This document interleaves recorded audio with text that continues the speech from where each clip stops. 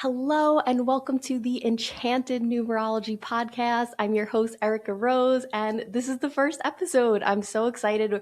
We're doing it. It's happening. So a lot of you may know me as a teacher at Spirit and Soul Studio. I teach a lot about manifestation, numerology, of course, intuition. I'm also the author of Magical Ever After, Manifesting Your Fairy Tale Romance with Angels, Mermaids, and Fairies, and soon to be the Enchanted Numerology, my book, which is coming out in December 2026. You could pre-order it now. And a lot of you know me from my Instagram at Erica Rose Enchanted, where I am always posting very whimsical, fairy, romantic, and uplifting content. And so I really wanted to start this podcast. It felt so right because I love numerology. Numerology is such an incredible tool that I think not enough people use. I think everyone knows what numerology is to some degree, but people aren't as invested in using it. And for me, numerology has helped me understand my life on an incredible level. Understanding my life path, my expression, my soul's urge, all these things have helped me figure out who I am, what I'm meant to do, how I'm meant to do it. It's helped me figure out how to de-stress. And most importantly, it has helped me understand these cycles of my life.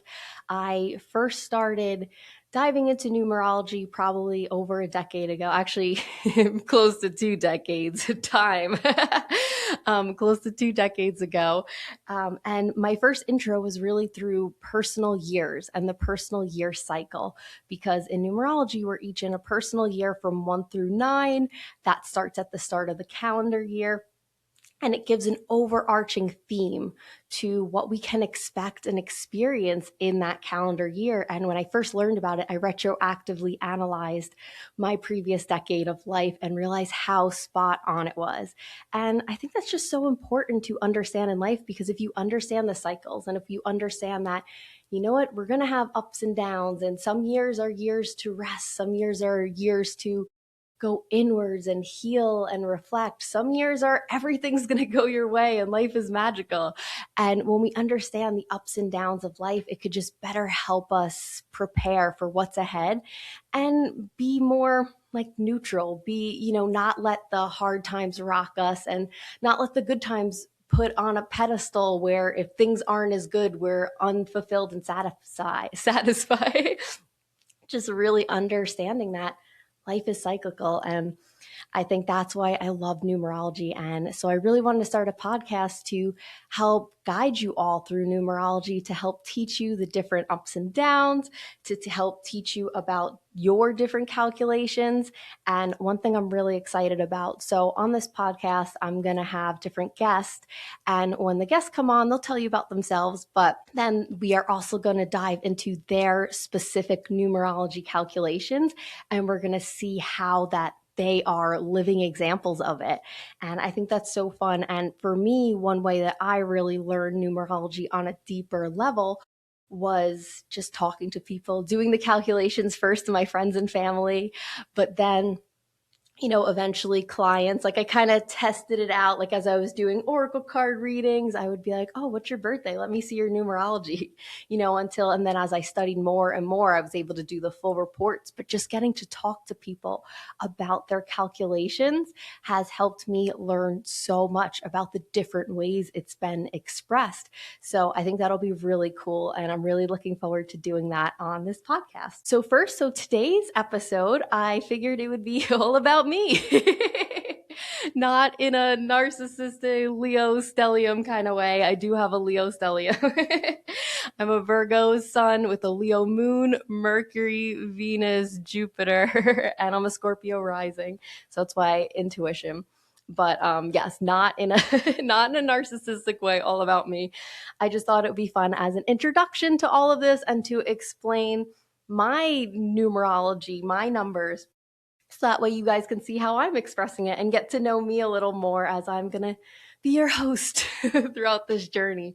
The Disney fan in me wants to say your ghost host. But yeah, so I'm going to explain a bit about my calculations. But first, I'm going to talk to you a bit just about what numerology is. So, numerology is an ancient divination tool. It goes all the way back. It can be found, there was evidence of it in ancient Greece, ancient Arabic cultures, ancient Judaic cultures, like kind of like early civilizations. And it was really actually tied to math. And as they were studying math, a lot of the mathematicians realized that numbers held this like divine magical alignment. And the more they looked into it, they realized that it was kind of a predictive tool, but also a tool that helped make sense of why things were the way they were. I always joke that, when we were learning about math in school, especially, you were learning about like Pythagoras, the Pythagorean theorem, and you probably maybe like me thought it was so boring. Maybe you didn't. I remember being like, oh my goodness, I do not care about these old guys learning about math. Then I learned they were actually spiritual. Like Pythagoras was actually really big into numerology. So I was like, okay, you know what?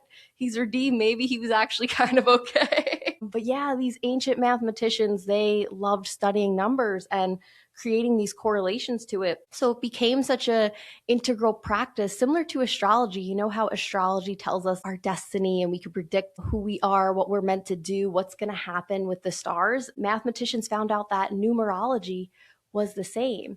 But unfortunately, like most mystical, all the fun things, when the rise in domineering religious took over, organized religion really took over, and they had a war on mysticism.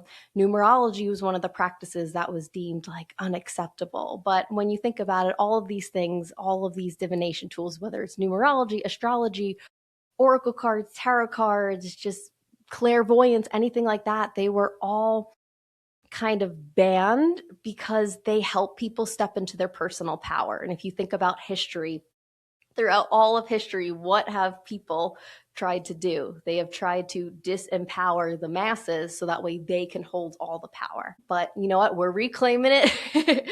We're reclaiming our power. We are reclaiming numerology, and we are using it for our own good. So in numerology, there's a bunch of essential calculations. These are all in my book, Enchanted Numerology. And these are the ones that I'm going to go over today and I'm going to frequently do with my guests in the future. So first is your life path. Your life path number is calculated by your birthday. It's about breaking down your birthday. So you'll take your birth month, break it down to a single digit. So for example, if you were born in October, the 10th month, you would do 1 plus 0 equals 1. And then you would do the date. So say your birth date is the 18th. So you do 1 plus 8 equals 9.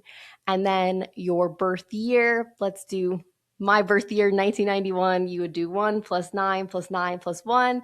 And then when you calculate that, once you get that number, you continue to break that down to a single digit. And then when you break that down further, you get 2. So in this case of October 18th, 1991, not my birthday, but probably somebody's birthday, you would do that 1 plus the 9 plus the 2, and then you would get 12, and then you do 1 plus 2, which is 3. So this person would be a life path 3. So you're going to break it down like that. And your life path can be 1 through 9, or it could be a master number 11, 22, or 33. These are vibrations that hold an extra ounce of energy. Master numbers tend to have harder life lessons. They might have a little more trauma, but they might have a little more rewards. It's kind of like they set their life path to difficult mode. Like they were like, all right, I'm going for this harder, but I'm going to live a bigger life. Also, in terms of master numbers, if you have a master number in your birthday, so if you are born in November, which is the 11th month, or if you are born on the 11th day or the 22nd day, those you do not reduce. So if you were born in November, instead of doing like 1 plus 1 equals 2, you would just do 11, and that would be it. Or for example, on a birthday, like say you were doing my husband's birthday, July 22nd, you would have that 7 from the month, but then instead of doing 2 plus 2 equals 4, you would just do 7 plus the 22 plus whatever your birth year is to calculate and add that all up. And so numerology is always about reducing to a single digit. So again, your life path is just who you are, what you're meant to do and just the trajectory of your life. Lots of times it's what you are meant to grow into. So say, for example, if you were found out you were life path 1 and that's all about being a leader, but you are like, I hate being a leader, I struggle putting myself first. That's because you are meant to figure out how to do that and how to be comfortable with it. Some people might grow into their life path right away, like a life path 1, the leader. You might come out as the kid on the playground who's always like, I'm team captain. Or you're on group projects and you're like, all right, we're doing it my way, we're taking charge. And that's okay, because you're just meant to grow into that more and maybe even learn lessons about how to be, the type of leader you want to be, or the type of leader you need to be, one who is kind and open and listens to others. So we all have our own work to do within our specific life path, but the general gist of it is that your life path is who you are at the core of your being, kind of like your sun sign. So then next is your expression number. Your expression number is how you are meant to enact your life path number. It's literally like how you express yourself. This you actually calculate through your name. So I'll get more into this on a future episode. Maybe I'll do a whole episode about this, but basically, the ancient mathematicians also figured out that letters also hold numeric vibrations, and that there is a whole chart where you can convert your letters to numbers. It follows the suit of 1 through 9. So if you think about the alphabet, like A is the first letter, A is 1. B is the second letter, B is 2. And then it goes through that until the 9th letter, and then it restarts. So J is the 10th letter, so it will restart where J is number 1. You convert your name, your letters in your name to the numbers that it corresponds with, and then you add up your first name, add up your middle name, and add up your last name, and then break those all down to a single digit. That will give you your expression number. And the expression number, it's also known as your destiny number. So this is also like what you are destined to grow into. And it's important when using your name that you use the name that you were given at birth. So I know sometimes people like to go by their middle names, or they have a nickname. You have to use your full name at birth. And if you change your last name for any reason, like for example, if you got married and changed your last name, you still have to use your maiden name. So it's the name that you came into this life with, because you hid your soul's codes in it. And that's the cool thing about numerology, is that, we planned our life before we got in here. Pre-incarnation, we sat down with our spirit guides, we planned aspects of our life. Of course, human free will is a thing, so there was going to be twists and turns, but for the bulk of it, we planned certain lessons we wanted to learn, certain things we wanted to achieve. But we knew that the second we got into life, onto earth, we would forget completely, memory wiped. And so that's why we hid the codes to who we are meant to be in our name and in our birthday. Same within your astrology and your stars, but that's a really cool way to look at it, is to know that your name at birth and your birthday have these hidden codes and messages for you. So moving on, we also have the soul urge number, which is calculated by just the vowels in your name. And your soul urge number is just your why. It's like what motivates you, what keeps you going in the hard times, and like why you are doing these things. So life path is what, expression is how, soul's urge is why. Then we have your personality number, which is derived from the consonants in your name. And your personality number is just how others perceive you, which is pretty cool. Then we have your balance number. This is made up of your initials. So just calculating your first initials together, your first name, your middle name, and last name, just putting those 3 together. If you don't have a middle name, you could just do your first and last name. And when you add this up together, this will tell you how you get back into balance, how you get into alignment, how you de-stress. This one is so important. I love telling people about their balance number. And I find most times when I tell people about how they are meant to get back into balance, they're like, I already do this. And then we also have your lifetime lesson numbers, which also are known as your karmic numbers. These are lessons that you came into this lifetime to prioritize. They could have had an effect from a previous lifetime with past lives. Ooh, I'll definitely do an episode about past lives in numerology. But any lessons you didn't learn in your past lifetimes, or any lessons that maybe you learned but you want to learn deeper, in this lifetime, this is what your soul really wants to heal and prioritize. So these ones are so important to understand and know, because it's like, if you heal this, you're good. Next lifetime, you're choosing a new topic. You'll be free of this. And then along with that, there's also, like I mentioned in the beginning, our personal years, which are derived from our birth date, month, and the current year. So, like, for example, if you were doing this year, 2026, you would do your birthday. Like, for example, mine, September 5th, you would do September 5 and 2026, not the year that you were born. And this will be a cycle of 1 through 9, and it'll give you the overarching theme of your year. And then within that, we also have personal months. Each month will also give you a deeper subdivision of what kind of lesson you're meant to work on. So, all right, so those are our essential calculations. I definitely recommend listening back to that anytime you need to refer, but I'm always going to make this very easy to understand, and I'm going to remind you of what it is. So, all right, so let's get into a bit about me. I'm going to share my story, and then I'll share my calculation. So, yeah, so I have been in this spiritual world for a long time. I say pretty much half my life. I say it's been about like 18 years since I started my spiritual journey, which a lot of times people are like, what do you mean? You were like 5, which is so nice, but I am in my mid 30s. But yes, so I have always had this affinity towards spirituality. When I was little, I always wanted to be able to cast spells and make potions. I was like almost jealous of the idea that other people were psychic, because I was like, I want to be psychic. That's so cool. That's the closest thing to having magical powers. And then as I got older, when I was about 16 years old, I went to a friend's birthday party where her mom and grandma, they were very talented psychics, and they gave us all readings, and they taught us about angel cards. They taught us about pendulums.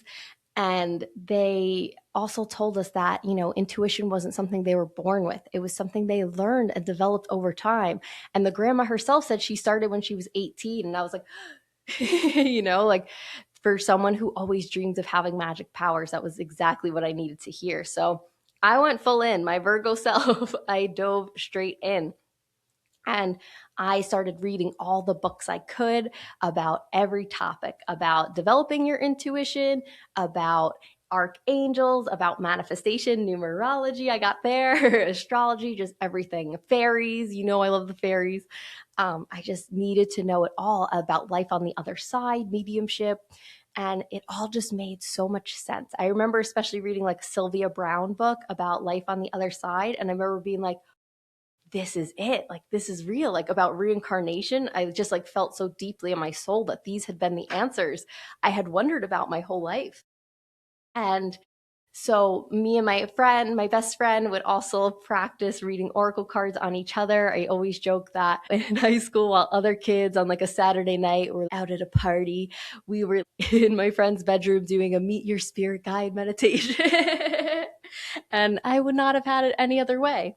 And then even throughout, as I went to college, I would keep reading more my spiritual studies. I'd practice reading oracle cards for my roommates and my friends. And it always helped me feel so much better. It was never any intention to do this as a career, as a job. I never even thought that I could do that. It was just, it gave me so much hope, especially during that time of life when you're going through that transition of like from high school to college, and you have friend drama and boy drama and you're moving and you're figuring out like, what is life? Who am I supposed to be? Like, what's happening? And it just always gave me so much calm and hope and faith. And I say I am the optimistic person you guys know and love, because I always was able to go to my angels and pull a card when I was sad and crying, and they just reassure me and give me the most beautiful guidance. Or I'd meditate, or I'd look at my astrology or my numerology, and it would make so much sense. And I'm just so grateful that I found that early in life. And then when I graduated college and I moved back home to Long Island, I'm from Long Island, and I went to school in Manhattan, came back to Long Island. And when I got back here, I took intuition development courses at a local psychic spiritual center, and they helped me so much. And being in a group, being in a community really opened my gifts to another level. And again, just really gave me that clarity and that like, keep going, you got this. And so I always had this that I loved this so dearly. But in my professional life, I actually went to art school. I did motion graphics design. But in my professional life, I was struggling with my career a bit. I graduated in 2013. So that was like a peak of job market failure. And it was so hard to get a job. I had to do like other jobs I didn't want to do. Finally got into the art world, into what I wanted to do. I actually worked with sports, but it was hard because my commute with trains and everything, it was about 2 hours a day. Hey, weren't giving me a raise. I actually got offered a raise. It was 36 cents, so not great because the pay was already low. I was struggling. Rent was too high.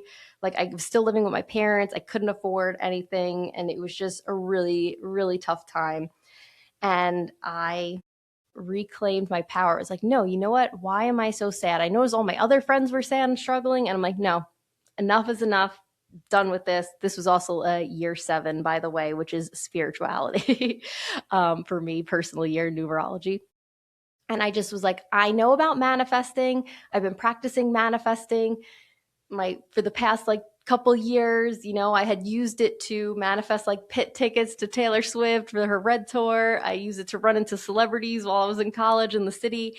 I was like, but no, like I need to use this for the greater good. I need to use manifestation to get my life together and to be what I want it to be. And I remember one day it took me like literally 3 hours to get to work. And I was just sitting on like the shuttle bus from the train to my office, and it was torrentially downpouring because there were so many delays. And I remember just praying to the angels and being like, please help me. Please, I need a better life than this. I can't do this. Please tell me, what can I do to get back on track, to make my life the happy life I want it to be? And I just heard so instantly in my head, make Oracle cards, sell them on Etsy, start an Instagram account, post uplifting messages. And I was like, okay. And I did it. I was a graphic designer, so I designed cards. Some of you, if any of you have been around since those days, thank you. I love you. I see you. I appreciate you. Yeah, and I would just post really uplifting messages. They were always usually the uplifting messages that I needed to hear. So that was really the start of my spiritual business and me being on Instagram. That was 2018. Again, my personal year 7, which is a spiritual reawakening. Actually, when I first got into all of this stuff, that was back in high school. That was my first year 7, which is spiritual awakening. So it's funny to see in numerology the patterns. Yeah, and then over time, my account just evolved, and I would teach more about manifesting and intuition and the things that I was going through. And then from it, eventually, I got my first book deal. Someone had reached out to me about my journal, Finding Joy in the Journey. I was able to find Spirit and Soul Studio, and I was able to be a teacher. During the pandemic, I had gotten laid off from my job. I was with a specific team that I hate. I will say no more. And they were not nice, gave me a lot of trauma. But I was laid off during the pandemic, which was a blessing in a good way. And that was kind of my sign to like just go full into my spiritual business. Again, then found Spirit and Soul. Got to teach classes, do readings here.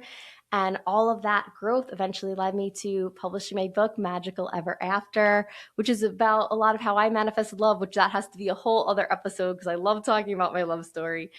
Yeah, and that's really just what brought me here, and that's where I am now. And I still have my struggles, still going through things, the ups and downs of life in this in Earth School.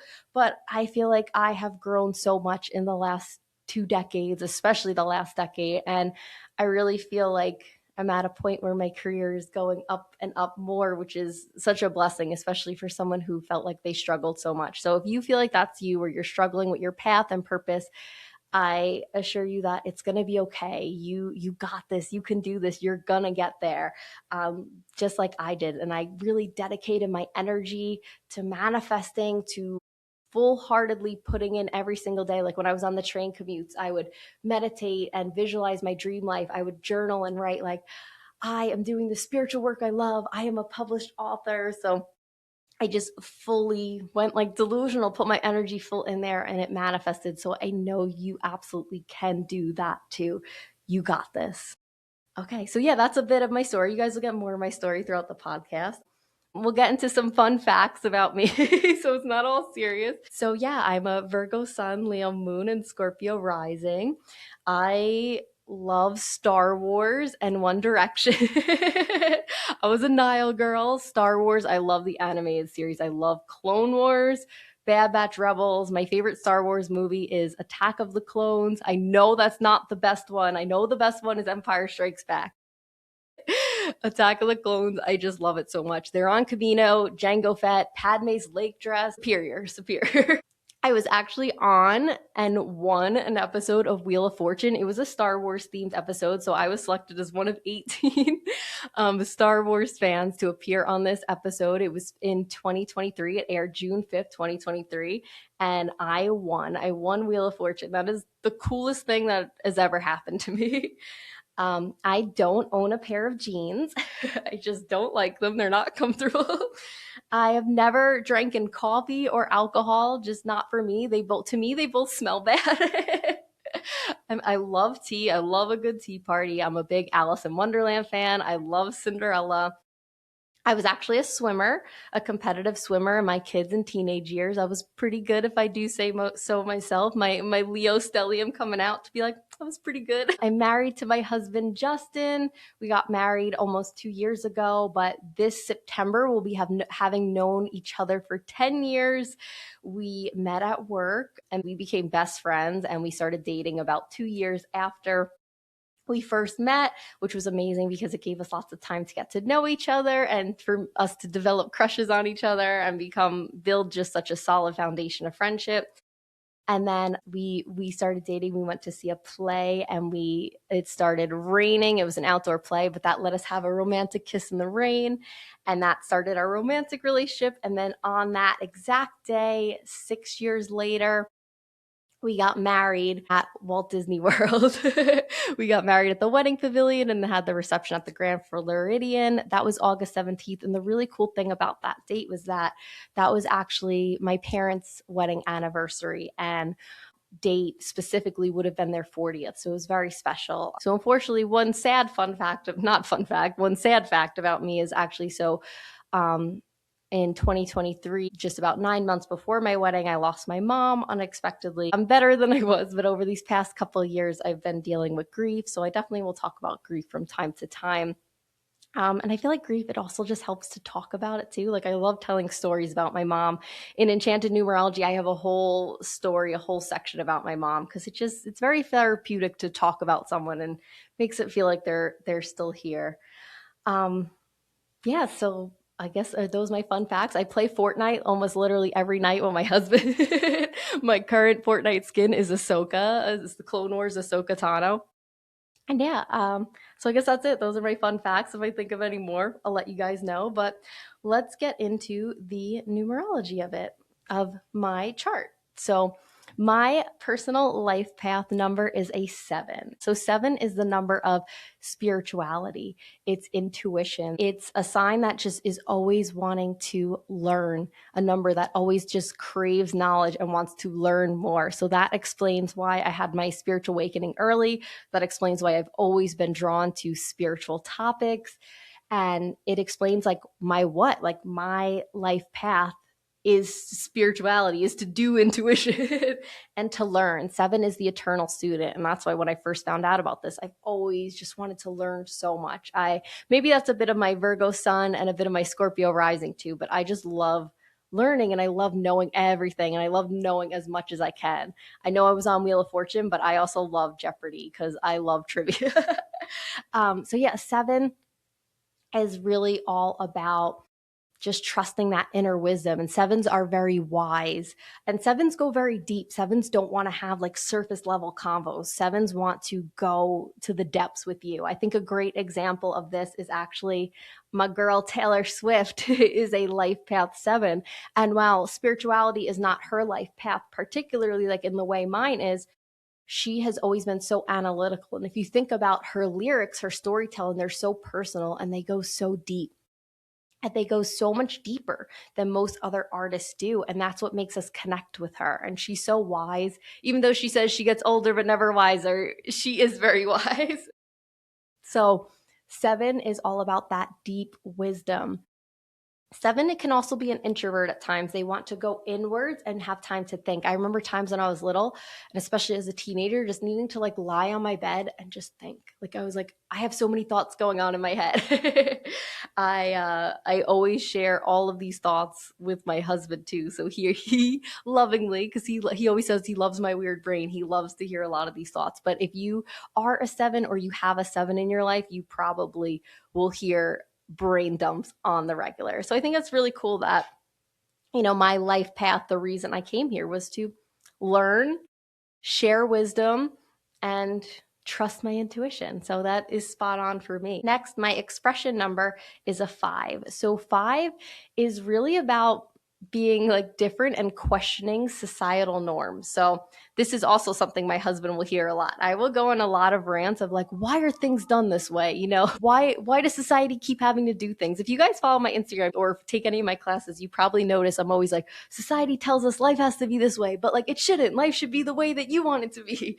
I am very, very adamant about that, about not listening to the rules that society made just because they've always been done, and about creating your own path and forging whatever life you want to do. So that's very, very big 5 energy. 5 is the nonconformist. 5 is also very freedom. 5 loves being free, which is why I felt so trapped when I worked like a 9 to 5, which was really a 7 to 7. I remember sitting in my office, combined office. I didn't have my own personal office, but in like the office space, just staring out a window, being like, someone's in Paris right now and I'm here and I want to be in Paris. So 5s have a great sense of wanderlust. They long for travel and exploration. They want to get out in the world. They want to do things. They can't be in a box. They need to get out there. So that's how I express myself, is, combining my what of my spirituality. My how is to think in a nonconformist way, to really show people what's possible for them and to come from a different perspective, and to also free people from the mindsets and limiting beliefs that they trap themselves in. And also, I think I meant to do that with traveling, being able to travel the world and connect to people around the world. So that's definitely coming. But 5 is big fun energy. 5 also loves to celebrate, whereas like my 7 is a bit introverted. 5 is very extroverted. 5 reminds me of Leo. So it's like my 7 is like my Scorpio rising, but my 5 is my Leo stellium. They love a good time. They are very joyous, love to put themselves out there. So I feel like that's how I express myself. So that's why I come across very optimistic and like, you got this. And when you tell me that you manifested something, I'm like, let's go. So that's my expression number. My soul's urge number, which again is our why, what motivates us, is actually a 9. 9 is a bit more serious. 9 is the energy of the phoenix. It's about really taking the lessons that we've learned, reflecting on our own life, and using that to help others. 9 has big humanitarian energy. So whereas my 7 wants to teach and teach spirituality, and my 5 wants to help people break free, my soul's urge, I'm doing this because I just want to help people heal, and I want people to live good lives. And I do it by taking my experiences and anything I've gone through and relating to them and showing them what's possible, which is very spot on for me. And that's why I started my business in the first place, because it just didn't sit right. Like so many of my friends, like we all had these big dreams of what our beautiful adult lives could look like, and none of that was happening. So I just was like, no, I need to do something. I need to help us. We are meant to have good lives. And honestly, at the core, I just want everyone to be happy. Like everyone deserves a really good life. And that's part of my mission, is I want people to heal and not be afraid to go into the harder stuff, and to, acknowledge like, yeah, what happened wasn't fair, it wasn't okay, it wasn't right, but you don't have to let it define you, and you can still manifest and create big dreams and do good things. So that's very much my 9 and my soul's urge. My personality number, which is again how others perceive us, is a 5. Very similar to my expression. So I feel like with that double 5 energy, again, it very much reminds me of Leo energy. So I feel like that's why to most of you guys, I come off as bubbly, optimistic. I'm going to celebrate you. I'm celebrating life, like big, bold colors. It might also be why like it seems I'm always traveling, doing something fun. I feel like that was a lot more in like my 20s. I just always had to be doing something on a day off. I just always was like gathering the gang, getting my friends together, being like, all right, ladies, what are we doing today? We going to the trampoline place? Are we going to the fairy festival? Are we getting brunch? What are we doing? Like I just always wanted to do something fun. And I'm still like that, but now in my 30s, I want a little more rest, and I just mainly want to play Fortnite with my husband. Next, my balance number, which again, balance is how we de stress. My balance number is a 3, and our balance number is how we get back into alignment. And for me, 3 is joy. 3 really is inner child, it is prioritizing what makes you happy. And this for me, I felt was so spot on. Years ago, before I worked in the sports world, I taught like after school art classes in Queens. And if you know, traffic from Queens to Long Island should be like a half hour. It was like an hour and a half sometimes. I would listen to like both acts of Hamilton. Fun, but not fun. And so I would just be so stressed from that. So then to counteract it, I would come home, I would take a fun bubble bath. I would put on my coziest onesie. I would make a fun chocolatey tea. I would watch my favorite movie or play video games. I would just do stuff over the top that would make me happy to compensate and undo that. And then I realized that that was actually me living into my balance number by me leaning into my joy and prioritizing my happiness. 3 is also big on creativity too. So for me, that's always been my art. I like to draw, and that really like zens me out. Or if I painted, I haven't painted in a while, but I like painting. Clay, I've been trying to get back into clay. Clay is fun to do. Any creative activity will really help me feel so much better and clear my mind. 3 is also communication. So if you, like me, have a balance number 3, just talking out all of your feelings and just saying everything that's bothering you will really help. So again, that's why I love my husband, because I'm always like, I feel sad. And he'll be like, why do you feel sad? And I'll just say all the things, and he'll just listen to me and support me and give me love and make me feel happy. So he's very in alignment with my balance 3.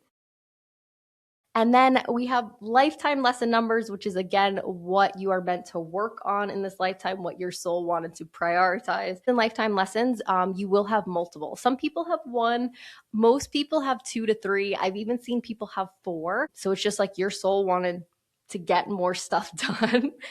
For me, I have 2, and my numbers are 4 and 8. 4 is the number of structure, hard work, getting things done.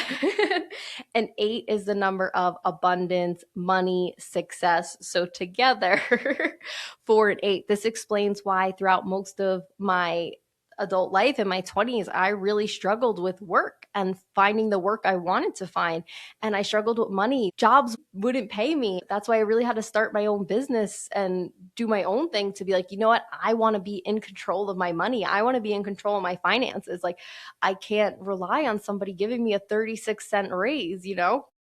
So I know that's a lot for me, what I have to work on and what I'm still working on. Money is definitely something that I'm trying to work on and be better and heal within me. So that's why I have that lifetime lesson 8, because it's like, okay, girl, you got to prioritize working through this and healing this and feeling good about money. And it's also too, another level of 8 is about success. So for me, that could also mean the idea of being comfortable as you are growing, being comfortable in the spotlight, and also seeing success that like you already are successful no matter what level you are at. Going back and appreciating what I've already done as opposed to just still being like, there's another milestone to hit, you know, like I'm not there yet, which I guess could be very Virgo too, being hard on myself, but celebrating myself and my abundance. Also, the 8 could represent learning to manifest, which is what I feel like I learned in my lifetime. So some aspects of your number you might have already learned, and sometimes they might shift and there's still other parts of it to learn on. There's a lot of nuances with the lifetime lesson. So I'm excited to like get into that further with you all. Yeah. And then so finally, personal year. Currently I am in a personal year 6, which is the number of love, and romance and romanticizing your life. I really like this energy. I have found that this year I've been trying to prioritize spending time with my husband. I've also found that this year I really want to prioritize spending time with other people in the sense of like friends I love, family I love, because we can all get so caught up and get so busy. Six is also home energy, and I live in an apartment currently at the time of speaking this and I've been finding myself craving, be like, oh, I really want a home. I just want to like put up wallpaper and I want to garden. I want to plant flowers. So like that aspect of my 6 year is really been amplified. And next year for 2027, I will be in a personal year 7, which I think is really fun because that aligns with my life path 7. And I have found that whenever our personal year number aligns with our life path number, when they are the same number, that a really cool life event happens, which is awesome. So, like for me, last time I was in my year 7, that was when I started dating my now husband, Justin. That was when I started my business. That was a huge year for me. And the 7 before that, I graduated high school. I really got into all this spiritual stuff in the first place. So that was really cool. So I'm excited to see what this 7 year brings. Another example of the life path matching the personal year. My husband is a life path 1, and when we got married, he was in his personal year 1. So that's pretty fun too. Ooh, and I'm definitely going to do an episode about like picking out wedding dates and stuff with numerology. So that'll be fun. All right. I think I think we have come to the end of it. But yeah, so that's just a brief introduction about numerology, a little bit about me as I'm your host and I'm going to be guiding you through this. And I'm just so excited. I think this podcast is going to be really fun. And so I would love for you guys to subscribe to the podcast. You could follow me on at Erica Rose Enchanted on Instagram. These episodes will also be on YouTube, so subscribe there if you're watching there. And yeah, let me know if there's any like future episodes, topic ideas that you'd love to hear about in terms of numerology. If there's any guests, I'm really excited. I have some really great guests I'm going to bring on and we're going to talk about their numerology. And of course, my book, Enchanted Numerology, which is all about learning how to use your numerology to manifest your dreams, is coming out this December 2026. And so you could pre-order it now for my publisher, Muse Oracle Press. You could also pre-order it through like Amazon, Barnes & Noble, anything. Pre-orders really, really help. So I would really appreciate that. And yeah, thank you so much for joining me. As you go throughout the rest of your day, just remember that you can do anything. You know, the magic is within you. You are so incredibly special. Do not let anything drag you down. You are the creator of your reality. Utilize your thoughts and feelings to create anything you absolutely wish. And if you feel lost, go to your numbers because they will be your guide. Let your numbers guide you to who you're meant to be and to the magical life that I know you can create. All right. Well, until next time, enjoy your day. This has been Erica Rose, and I will see you soon. Bye.